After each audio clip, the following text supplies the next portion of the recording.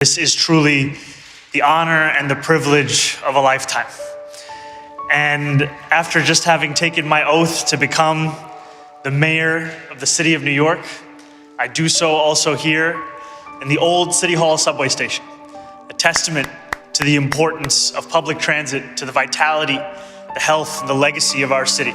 Halo semuanya, langsung saja nih, di sesi bedah materi kita kali ini, kita bakal mengupas tuntas sebuah analisis yang super menarik. Kita akan melihat gimana sih strategi politik Zohran Mamdani, seorang figur publik yang secara mengejutkan berani mendobrak norma politik yang udah mapan banget. Dan yang paling keren, dia pakai kebijakan lokal sebagai semacam perisai ampuh buat melawan narasi nasional yang sering bikin terpecah belah. Nah, buat paham kenapa langkah Mamdani ini sampai memicu badai kritik, kita harus tarik mundur sedikit ke sejarahnya. Materi ini menyoroti bahwa sejak tahun 1964, waktu wali kota Wagner memulai tradisi hadir di parade Hari Israel, gak pernah ada satupun wali kota yang absen. Itu udah kayak aturan baku yang gak tertulis.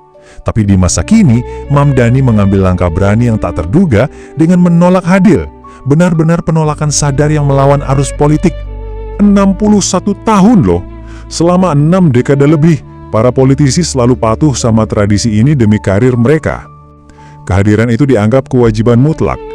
Jadi bisa dibayangkan, memutus rantai tradisi sepanjang ini dianggap oleh banyak orang sama aja dengan tindakan bunuh diri politik secara murni.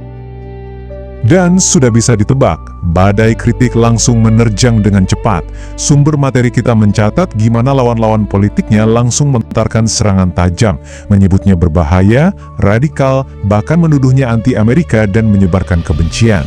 Di dunia politik yang biasa kita tahu, tekanan sehebat ini pasti bakal memaksa seseorang buat langsung minta maaf dan mundur teratur. Tapi tunggu dulu, ceritanya punya plot twist. Disinilah plot twistnya terjadi. Di tengah gempuran media yang luar biasa keras, dukungan dari akar rumput malah meledak. Warga biasa justru pasang badan. Mengutip langsung dari video sumber kita, warga secara publik bilang kalau mereka cuma ingin bahan makanan yang terjangkau, transportasi, dan perawatan anak yang layak. Sesederhana itu. Buat mereka yang berjuang hidup di salah satu kota termahal di dunia, urusan dompet dan perut jauh lebih mendesak daripada perselisihan bendera internasional. Hal ini benar-benar menunjukkan benturan dua dunia yang sangat kontras. Di satu sisi, media sibuk banget menyoroti perselisihan internasional, absensi parade, dan narasi perang budaya nasional. Tapi di sisi lain, warga murni memikirkan kepraktisan hidup. Analisis ini menekankan bahwa Mamdani sangat paham dengan perbedaan fundamental ini, dan dia berani mempertaruhkan karirnya secara penuh demi fokus pada apa yang benar-benar dibutuhkan warganya sehari-hari. Jadi apa sih sebenarnya yang menjadi perisai Mamdani ini? Argumen utama dari materi ini adalah bahwa perisainya bukanlah keahlian berdebat, melainkan kebijakannya yang agresif. Lihat saja angka-angka pencapaian yang dicatat oleh sumber kita. 200.000 unit rumah baru dengan harga sewa yang stabil, 200.000 unit rumah yang direnovasi, dan gebrakan luar biasa menaikkan upah minimum hingga $40 per jam. Memberikan hasil nyata yang langsung bisa dirasakan oleh kelas pekerja, ternyata menciptakan loyalitas yang melindunginya dari kejatuhan politik. Coba perhatikan angka ini. 12 miliar dolar.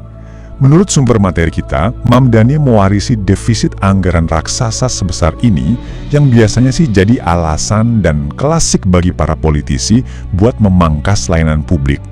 Tapi luar biasanya, dia justru berhasil menihilkan defisit itu sambil tetap menyeimbangkan anggaran kota. Sebuah prestasi finansial monumental yang secara otomatis sukses membungkam para pengkritik dari sisi ekonomi. Dan dia belum selesai loh. Gak cuma menyeimbangkan anggaran, dia juga menginvestasikan $12 juta ke sekolah-sekolah negeri. Yang lebih gila lagi, sumber ini mencatat dia memenangkan perselisihan di pengadilan melawan Jeff Bezos dan sukses memaksa raksasa Amazon mengamankan $9 juta tunggakan pajak. Deretan kemenangan konkret lokal ini menciptakan ikatan yang sulit dipatahkan dengan para konstituennya.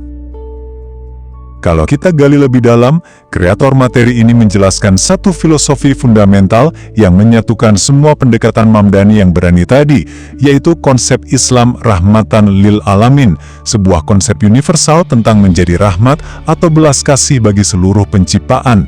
Video ini menunjukkan bahwa fokus pada keluarga kelas pekerja, memperbaiki sekolah, atau memastikan upah yang adil pada dasarnya adalah wujud nyata kepedulian universal yang merangkul semua orang, melampaui kelompok identitas spesifik manapun.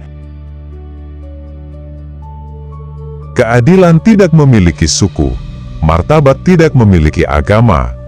Analisis ini menyimpulkan bahwa dengan berfokus secara merata pada martabat dan kebutuhan dasar manusia di kota yang penuh tekanan ini, pendekatan tersebut terbukti sangat efektif untuk melucuti serangan-serangan yang berbasis identitas atau perang budaya.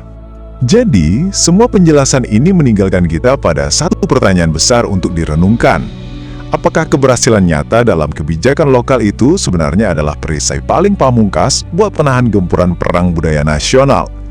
Berdasarkan analisis sumber ini, ketika seorang pemimpin berhasil mengamankan kebutuhan hidup dasar warga di atas meja makan mereka, hiruk-pikuk narasi media nasional perlahan akan mereda dengan sendirinya.